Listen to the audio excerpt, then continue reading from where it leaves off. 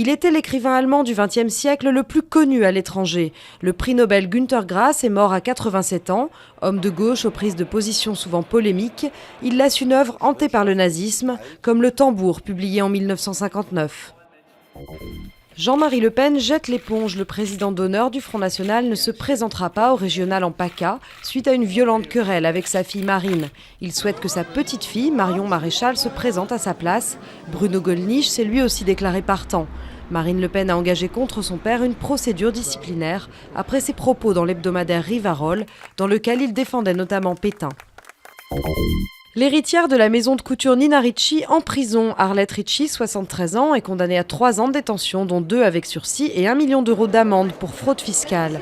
Le tribunal estime qu'elle a montré une volonté particulièrement déterminée, pendant plus de 20 ans, de cacher au fisc français quelques 18,7 millions d'euros sur des comptes suisses dont elle avait hérité. Les Soudanais aux urnes pour une élection critiquée dans le monde entier.